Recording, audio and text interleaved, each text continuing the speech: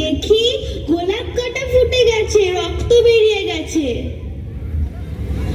ইস, গোলাপের কাটা এখানে কি করে এলো? কেউ বাগান পরিষ্কার করেনি? আমার বাগানে কোনো কাটাওয়ালা ফুল থাকবে না। আপনার নামে আপনি প্রলাপ বকছেন মহারাজ। আমার কথার উপর কথা। তোমার 2 দিনের বেতন কাটা। আমার রাজ্যে কোথাও গোলাপ বাগান থাকবে না।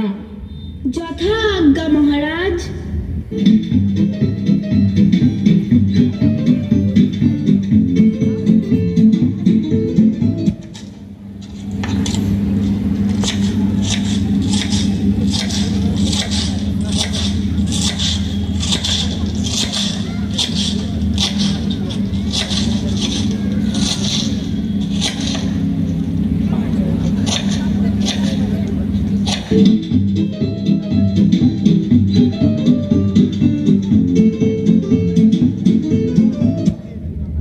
এখন গোলাপও নেই, কাটাও নেই, এখন পায়ের কি খবর মহারাজ? সবই ঠিক আছে, কিন্তু পায়ে খুব ধুলো লাগে।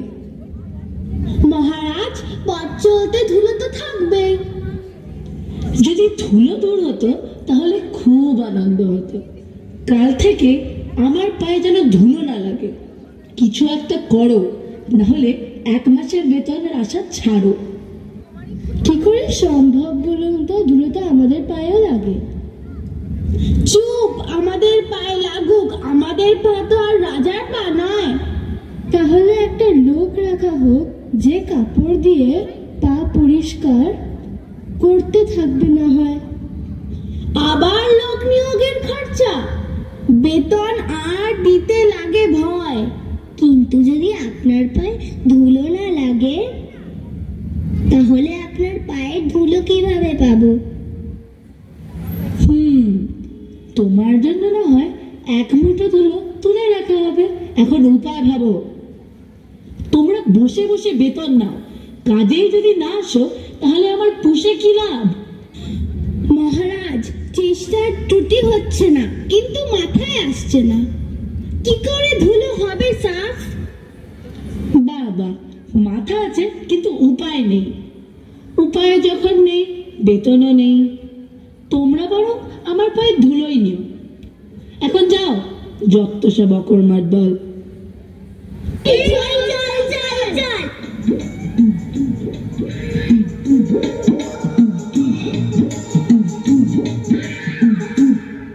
এই আমাদের প্রাচীন পুঁথি, দেখি কি লেখা আছে এর পাতায়। দেখতেই হবে যাতে বেতন না কাটা যায়। কিন্তু যদি মাটি চলে যায় তাহলে ফসল ফলবে কি উপায়? আমি কি করে বলবো ভাই? ভাবো ভাবো, আমার শুধু উপায় চাই। কি যে করবো আমরা? হায়, আমার মাথায় আছে একটা উপায়। যদি সব ধুলো ঝাড় দেওয়া যায়। দেখো, চেষ্টা করে কিছু তো একটা করো উপায়।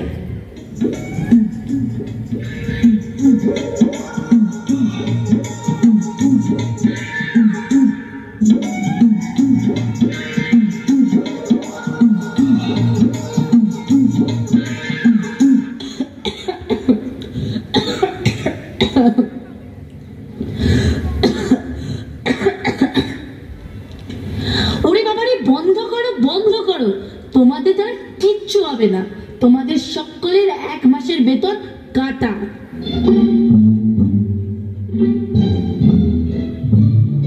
বড় বড় মানুষের বড় বড় কথা, একটা ছোট্ট জিনিসের জন্য এত কিছু। আমি যদি একটা সুযোগ পেতাম, দেখিয়ে দিতাম। একটা ছোট্ট জিনিসের জন্য এত খরচ করে? সত্যি ভাই, কে জানে। এখন একবার চেষ্টা করে যাও, যাও মহারাজের কাছে যাও। তোমার মাথায় যদি কোনো বুদ্ধি থাকে, দেখো একবার বলে। সত্যি ভাই, কি জানে, দেখো না একবার চেষ্টা করে, মোহর পেতে পারো মহারাজের পছন্দ হলে। ঠিক ঠিক ঠিক বলেছো ভাই, একবার চেষ্টা করে চলো না দেখি ভাই।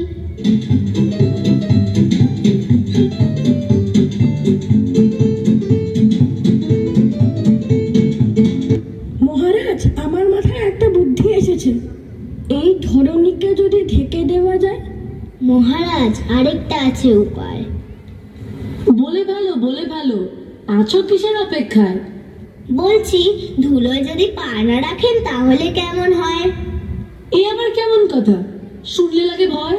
মহারাজ, আপনি যদি ঘরে থাকেন বন্ধ। আহা, সাধু সাধু, কথাটা বেশ নয় মন্দ। থামো, তোমরা আমাকে ঘরে বন্দি করতে চাও? চর্মকারকে ডাকো, সারা রাজ্য চামড়াতে ঢেকে দাও। যাও যাও, শীঘ্র যাও, খবর দাও।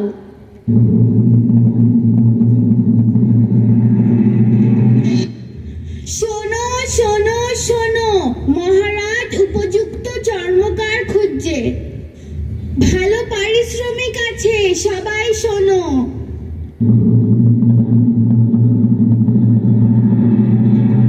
একটু ধুলোর জন্য কত হচ্ছে অপচয়। চলো না গিয়ে দেখি যদি কিছু মোহর হয়। হ্যাঁ হ্যাঁ, তাই চলো। মহারাজ নিবেদন আছে, ভয় দেন তো বলি। কি বলবে তাড়াতাড়ি বলো, এখান থেকে যাও চলি। আমাদের কাছে আছে এক টুকরো চামড়া। তাতে কি করব আমরা? এক টুকরো চামড়া দিয়ে ঢাকা যাবে রাজ্য? যত সব অকার্য কুকার্য। এই চামড়া দিয়ে চরণ রাখলে রাজ্য ঢাকতে হবে না। এত সহজ উপায় আমার পণ্ডিতদের কি ছিল না জানা?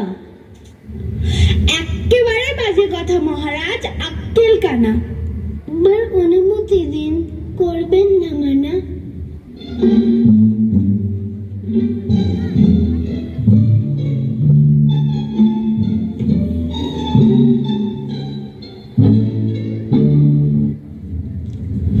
বেশ বেশ, কি আনন্দ কি আনন্দ। এটার বুদ্ধি আছে তো বেশ, করে দেখালো কাজ। আমার মাথায় এসেছিল একবার, সে যাক। এটাকে কি নাম দেবেন মহারাজ? ধুলো নিয়ে আর রইল না কোনো ছুতো, জুত করে পড়িয়েছে, তাই এর নাম হবে জুতো। সাধু সাধু, মহারাজের